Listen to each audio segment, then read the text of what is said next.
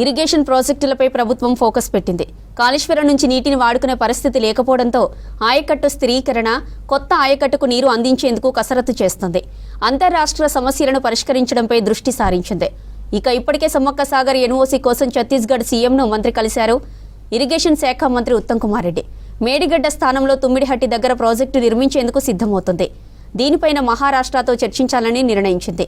అంతర్రాష్ట్ర వివాదాలున్న ప్రాజెక్టులకు క్లియరెన్స్ తీసుకురావడంతో నదీ జలాలను వాడుకోవాలని భావిస్తోంది సర్కార్.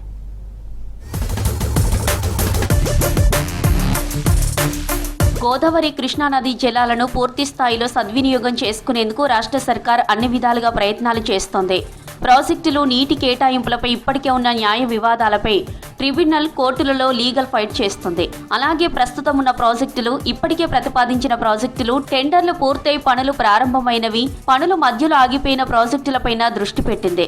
తక్కువ ఖర్చుతో త్వరగా పూర్తయ్యే ప్రాజెక్టులను వేగంగా పూర్తి చేయాలని భావిస్తోంది.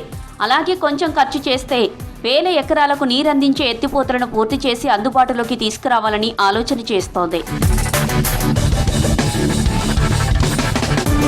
వీటితో పాటు ప్రధాన ప్రాజెక్టుల్లో పూడికతీత, రిపేర్ పనులు పూర్తి చేయడం వంటి అంశాలను ప్రాధాన్యత క్రమంలో తీసుకుంటున్నారు. అలాగే టెండర్లు పూర్తయి భూసేకరణ, నిధుల సమస్య, ఎన్జీటీ అనుమతులు వంటివి ఉంటే వాటిని క్లియర్ చేసే పనిలో పడింది.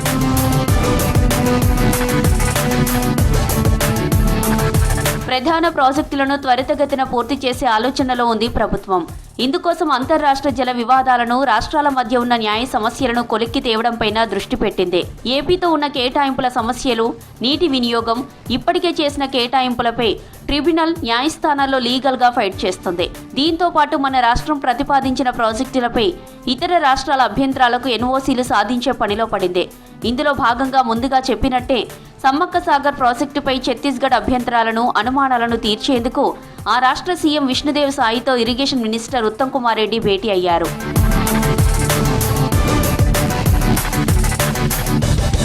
ముంపు ప్రాంతాల పునరావాసం కోసం నిధులు చెల్లిస్తామని ఎన్ఓసీ ఇవ్వాలని ఛత్తీస్గఢ్ సీఎంను విజ్ఞప్తి చేశారు మంత్రి ఉత్తమ్. దీనికి ఛత్తీస్గఢ్ సర్కార్ సూత్రప్రాయంగా అంగీకారం తెలిపింది. త్వరలోనే దీనికి ఎన్ఓసీ సాధించే ఛాన్స్ ఉంది. ఎన్ఓసీ వస్తే సిడబ్ల్యూసీలో ప్రాజెక్టుకు గ్రీన్ సిగ్నల్ లభిస్తోంది. దీంతో పాటు తుమ్మిడిహట్టి ప్రాజెక్టును కూడా మేడిగడ్డకు బదులుగా నిర్మించాలని భావిస్తోంది సర్కార్. వైఎస్ఆర్ సీఎంగా ఉన్నప్పుడే తుమ్మిడిహట్టి దగ్గర గోదావరిపై ప్రాణహిత చేవెళ్ల పేరుతో బ్యారేజీ నిర్మించాలని భావించారు. ఆ తర్వాత బీఆర్ఎస్ సర్కార్ దీన్ని కాళేశ్వరం మేడిగడ్డకు మార్చింది. అది కుంగిపోవడంతో ఉపయోగించలేని స్థితికి చేరుకుంది. దీంతో తుమ్మిడిహట్టి దగ్గర 150 మీటర్ల ఎత్తుతో బ్యారేజీ నిర్మించాలని భావిస్తోంది. ఇందుకోసం మహారాష్ట్ర ప్రభుత్వం నుంచి ఎన్ఓసీ సాధించాలని భావిస్తోంది. గత ప్రభుత్వ హయాంలో 148 మీటర్లకు మహారాష్ట్రతో ఒప్పందం జరిగినా ఆ ఎత్తులో నిర్మిస్తే నీటి అవసరాలు తీరే అవకాశం లేదు.